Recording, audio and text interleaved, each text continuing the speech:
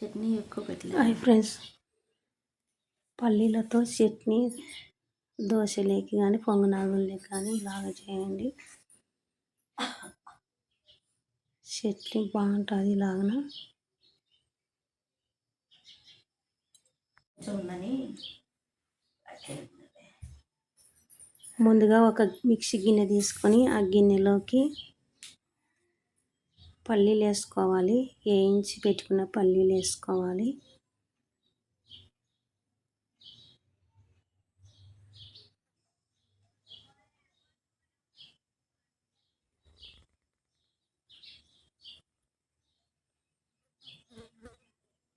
అందులోకి కొన్ని పప్పులు పోసుకోవాలి. పల్లీలు పప్పులు కలిపి పల్లీల చట్నీ.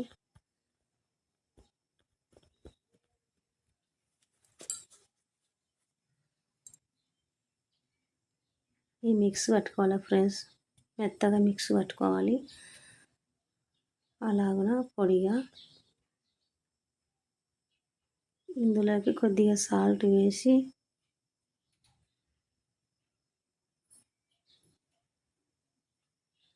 పచ్చిమిరపకాయలు ఆయిల్లో కొద్దిగా వేయించుకోవాలి.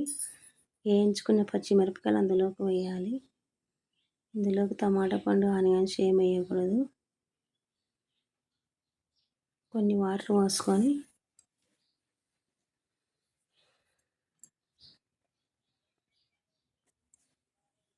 ఈ మిక్స్ పట్టుకోవాలి. అలాగనే మెత్తగా పట్టుకోవాలి.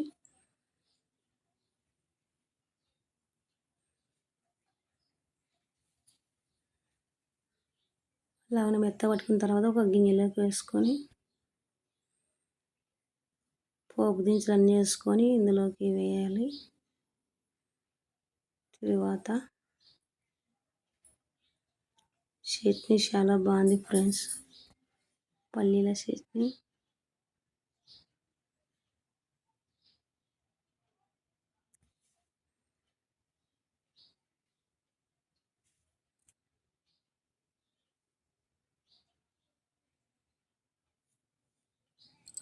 అంతే ఫ్రెండ్స్, పల్లీల చట్నీ రెడీ అయింది.